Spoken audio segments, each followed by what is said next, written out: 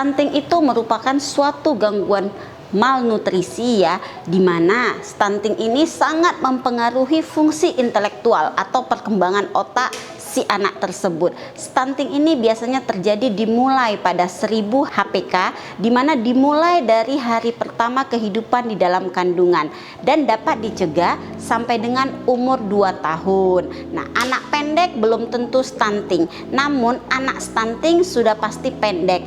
Karena stunting ini ditandai dengan dimana anak yang misalnya usianya 2 tahun, tingginya misalnya 90 sampai 100. Nah, ketika dia mengalami stunting, anak tersebut tingginya tidak mencapai tinggi yang normal, bahkan berat badannya juga tidak mencapai berat badan yang normal.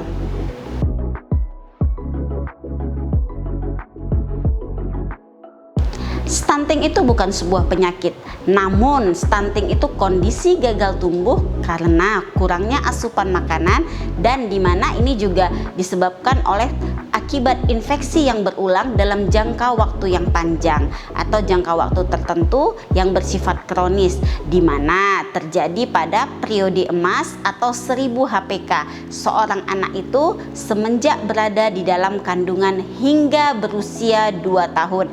Jadi stunting itu bukanlah suatu penyakit.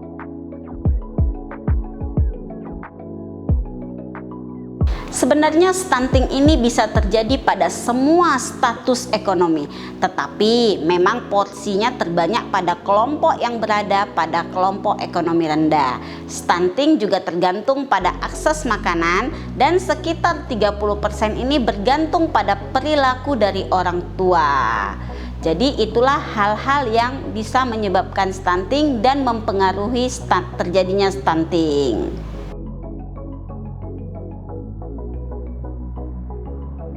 Ya, ada 2 masalah yang diakibatkan oleh stunting ini, di mana yang pertama adalah pertumbuhan otak dan tinggi badannya. Kemudian pertumbuhan otak ini sangat pesat terjadi pada 2 tahun pertama kehidupan, sehingga setelah usia 2 tahun tidak bisa diperbaiki.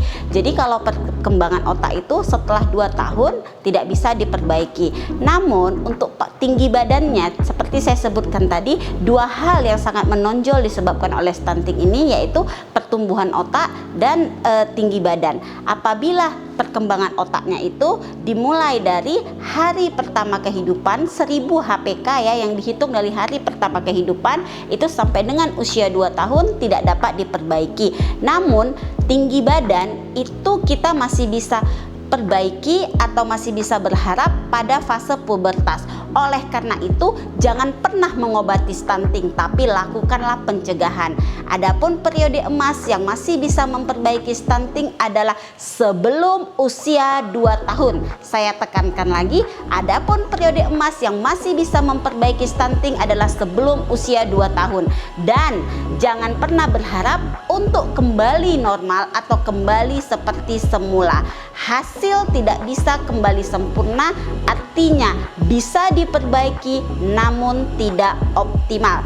Jadi saya tekankan lagi, adapun stunting ini bisa diperbaiki namun tidak akan mendapat hasil yang sempurna, artinya bisa diperbaiki namun tidak secara optimal.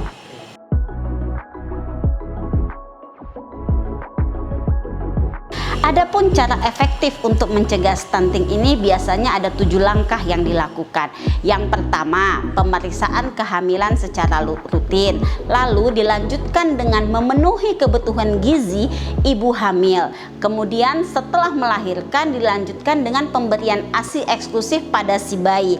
Lalu menciptakan lingkungan bersih, diikuti apabila sudah 6 bulan diikuti dengan pemberian makanan empasi yang sehat. Lalu kita memantau tumbuh kembang anak tersebut. Dan yang terakhir adalah harus memberikan imunisasi yang lengkap.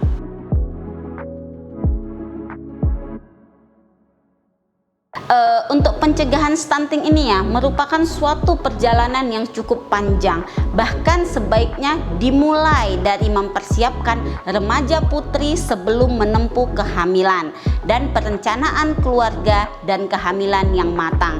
Kemudian juga jangan lupa memberikan edukasi di mana jarak kehamilan itu jangan terlalu dekat karena itu sangat mempengaruhi terjadinya stunting.